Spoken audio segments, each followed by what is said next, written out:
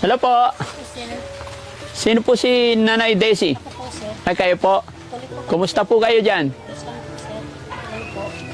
Ito bahay nyo? Opo, sir. Ilang kayo nakatira dyan? Bali, ano po, sir? Tatlo lang kami mag-asawa, tapos yung mga anak ko doon sa kabila. Ano? Tatlo kayong mag-asawa? Hindi, yung asawa ko po tsaka yung anak ko maliit. Akala ko tatlo yung asawa mo dyan. Hindi po, sir. Oh, pwede ba umakyat? Po, sir. Tuloy po kayo, sir. Kasi na po kayo ta. Ganito yung bahay namin po. Okay lang. Nabubuhat pala tong hagdan. No? Ganito pala yung hagdan dito. Paano pag kinuha to? Doon po sa kabila po, sir. Sa may upuan po, sir. Kasi dapat pinapakom yung hagdan mo. Paano pag kinuha nila, hindi na kayo makaakyat? Diskarte naman po, sir, dyan. May upuan. Uy, ibang klase oh. Tingnan nyo yung hagdan oh. Nalilipat. Pwede pala yun?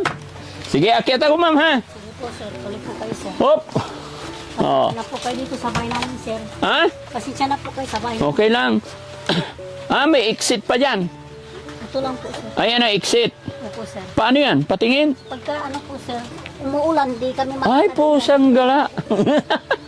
Kortina lang. Opo, sir. Walang Dyan kayo lumalabas. Opo, sir. Pagka umaambon po.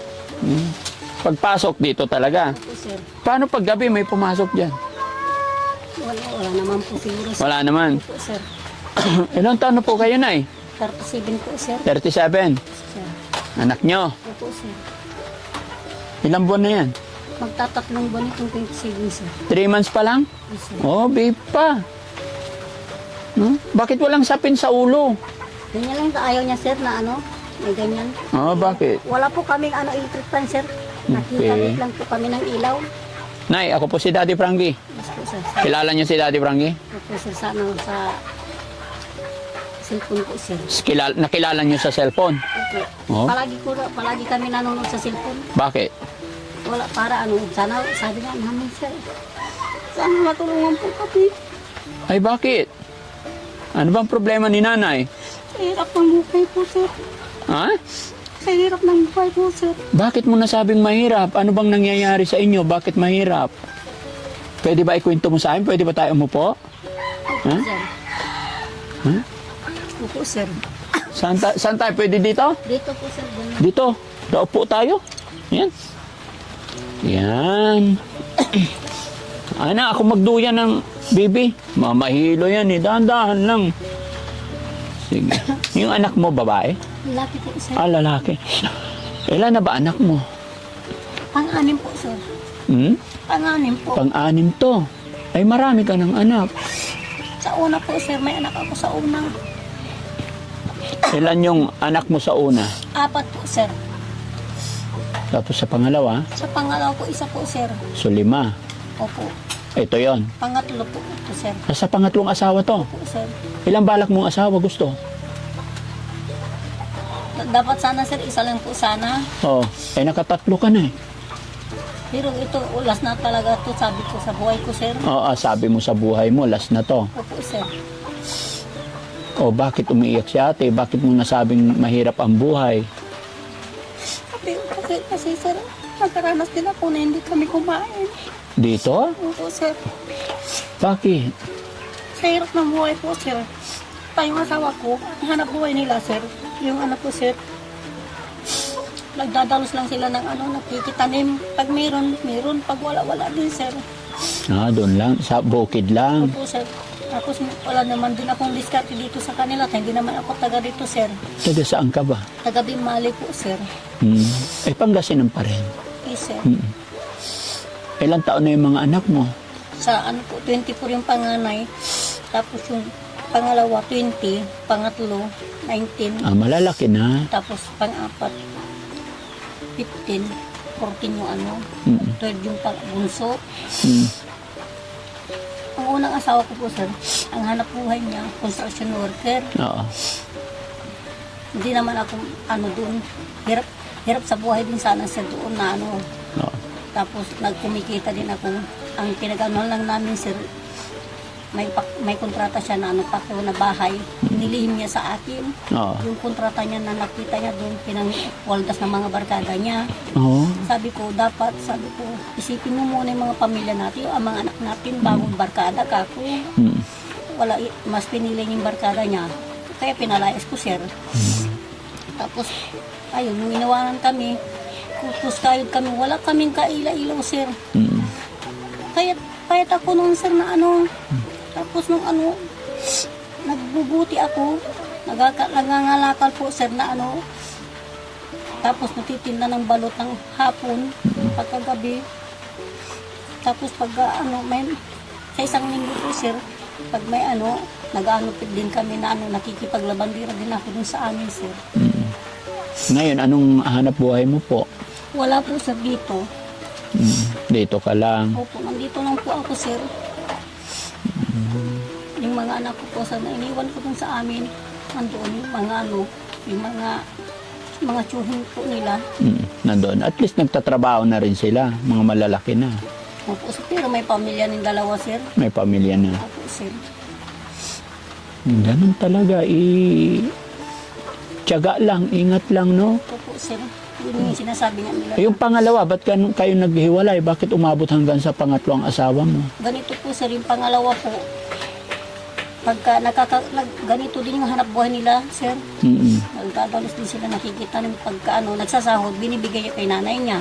Kaya ayoko yung mamas boy, sabi ko, umuwi na lang kami, sabi ko sa kanya. Ah, mamas boy naman. Opo, sir, kayo umuwi na rin din ako, sir. Umuwi din kami, hanggang sa katagalan, sir, 2015, umuwi na ako ng Bimali.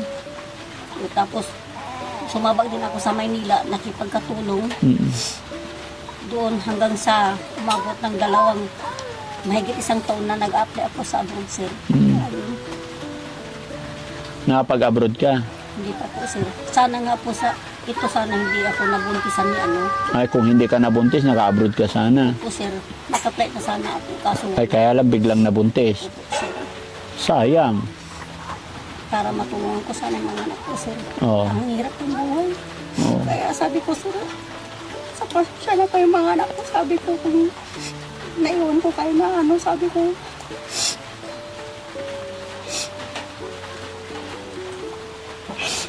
tapos dito, sir, karanasan ko, hindi kami kumain doon na isang araw. Bakit? Eh, may trabaho naman yata asawa mo. Wala, tamang-tama din na nakasakit noon, sir. Tapos yung mga anak niya, wala din trabaho, sir. Halos nakasabay sila nakasakit, sir. Kaya wala. Nangutang na ako ng ano. Walang magpapautang sa amin dito. Walang trabaho. Walang magpapautang dito kahit pansaing lang? Wala po, sir. Bakit? Kahit 5 gatang lang na bigas? Opo, sir, hindi sila magpapautang sa dito. Kahit ano. Sabi ko nga, iba dito, tsaka iba dun sa amin, sabi ko.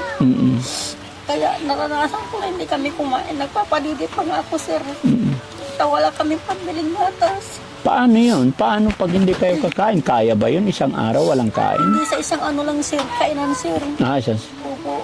Nagpalipas ng kain. Oo, nagpalipas lang po kami ng kain. Tapos may nagpahako na ano, buhangin, sir. Ako naglagay sa sako, binigyan ako ng 3 kilong bigas.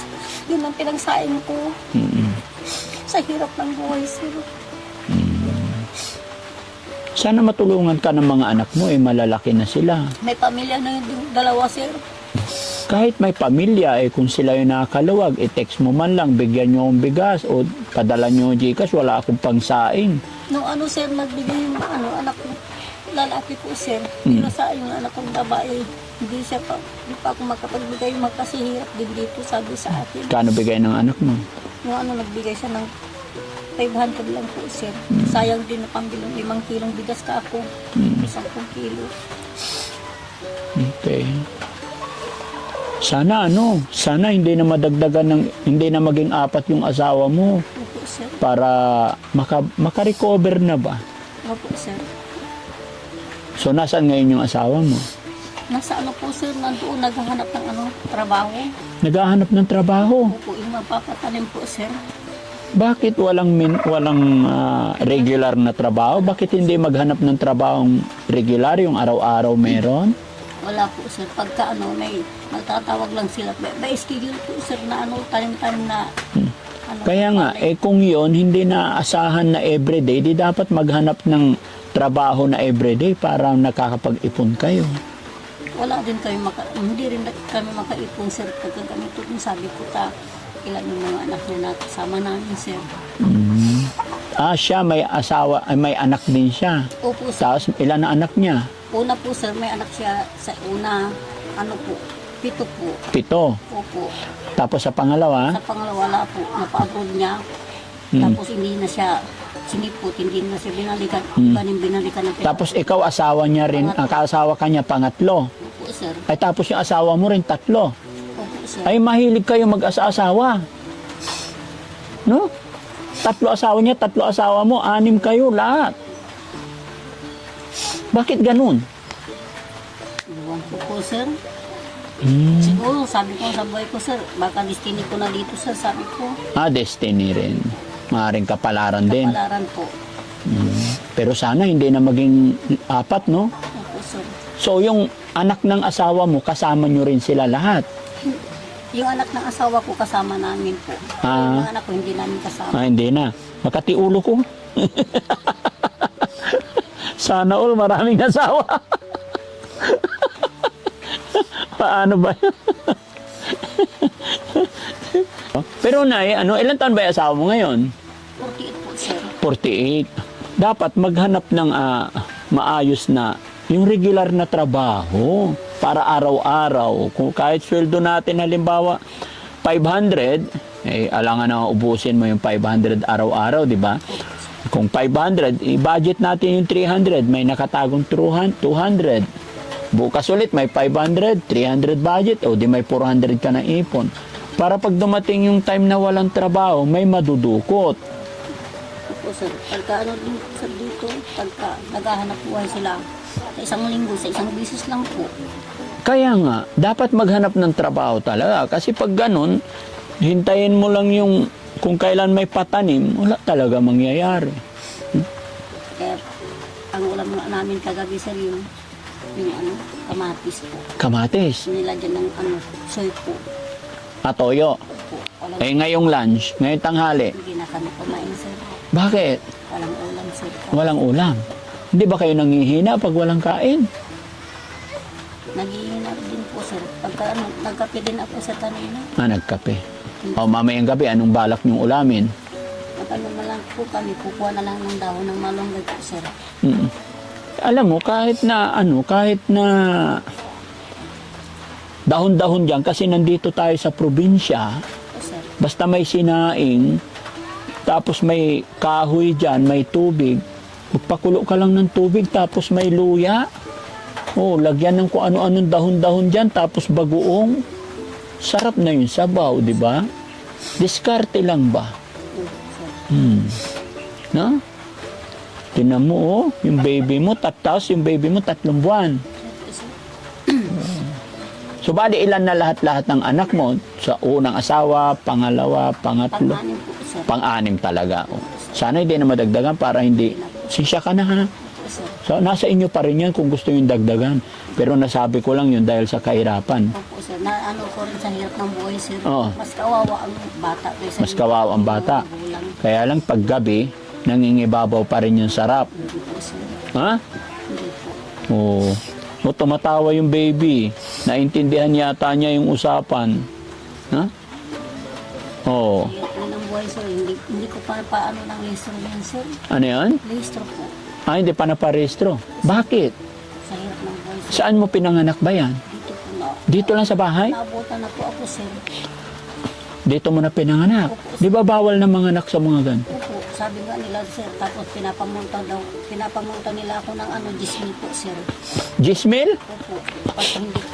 Pagka mga nganak ka pa sa ospital, ay dito sa bahay, sabi nila sa akin, magmumulta ka o kaya makukulong kayo. Sinong nagsabi magmulta ka? Sa doktor po, sir. Loko-loko yung doktor na yan. Doon sa Huwag ka maniwala, si Raulo yun. Mahirap ka na nga, napaanak ka dito pag mumultahin ka. nabutan na po kami. Oo. Sabi ko, nabutan na nga po ako sa amta kasi wala akong kasama. Sabi ko, Pag inabutan ka dito sa bahay mo, magmumulta. opo, sir. Totoo yun, sinabi sa'yo? Opo, sir. Sinabi nila sa akin ng pumunta kami ng Baragbag, sir. Ano sabi sa'yo? pagka ano, sabi nila sa akin, sir, manganganak ka pa sa ano, bahay, mamumulta ka, sabi nila sa akin. Baka naman siguro paulit-ulit ka na nanganganak dito. Hindi po, sir, ito po lang na ano, nanganak ako dito sa bahay po, sir. Actually, pinagbabawal na talaga yan kasi para sa kaligtasan. Pero yung pag napaanak dito sa bahay mo, sariling bahay, magmumulta, ay only in the Philippines. Di ba? Oo. Sige, Nay, ha? Ayan, mga kababayan. Bigyan natin si nanay kasi mahirap daw ang buhay nila. No? Bigyan natin ng... Nay, sana makatulong to, 5,000. Salamat po, sir. Ha? Salamat. Oh, walang ano man. Anong gagawin mo sa 5,000? Pambili na lang po ng ano, bigas po, sir, tsaka ulan po. Oh, bilhin nyo ng mga pangailangan, lalong-lalo na sa anak mo. 3 months pa lang, oh. Walang sapin, umuulan, malamig. Mag-iingat kayo. Tapos gusto ko sana magpalitan yung ano, dingding po namin, sir. Palitan mo yung dingding. Kasi wala po kami pambili. Wala kayong pambili. Po, yung pagkatapos na ni sir, mapumunta dito. Mm-mm. Umulan, sir. Basang-basa po kami. Nabasa kayo. Pero hindi naman tumutulo. Hindi naman po dito lang sa may dingding ko sa Oh, bahay. dingding lang ang problema mo. Sir. Bukod sa dingding, ano pa gusto mong palitan? Yung kahoy po, sir. Yung yuga na rin. Ay, paano mo nalaman yung umuyuga sa gabi? Hindi po, sir. Pagka umaakit yung mga bata, tapos niyuyuga nila. Patingin? Ay, oo nga, oh, pag ganito, umuuga. Malakas po ang hangin po. Sir. Malakas ang hangin. Ang inaano po, baka biglang ano yung ano. Baka naman malakas yung asawa mo maglaro sa gabi. Po, sir. Kasi ang laki naman ng poste, oh, kita ko. Pero maalog nga, guys. Oo. Sige ate, hayaan mo, pagbalik namin, ha? Tignan natin. Tsaka ano lang, magsikap tayo, ha? Malalakas pa kayo, eh. Malakas pa yung asawa mo. Pray, magdasal tayo kay God, and then, magsikap. Magtabi-tabi tayo, okay? Sir. Ano pangalan mo ulit? DC po, Tere po, sir. Daisy Ferrer. Ilan kayong magkakapatid? Marami po. Ilan? 11 po, pero namatay na yung dalawa po, sir. Puros, may Nanay, tatay mo nasaan? patay na po. Patay na rin. Agad po kami na uwi sa magulang, sir. Nakapag-aral ka pa? Ano lang po. Grade 6 high school. Grade 6 lang po. Grade 6 yung asawa mo? Yung dati po. Hindi, ngayon. Hindi ko po alam sa high school ata, sir. Ano ba yan? Asawa mo, hindi mo alam kung... Hindi ko po alam, sir. Hindi mo in-interview bago mo siya asawahin? Hindi na po, sir. Paano kayo nag-asawahan? Nagtinginan lang?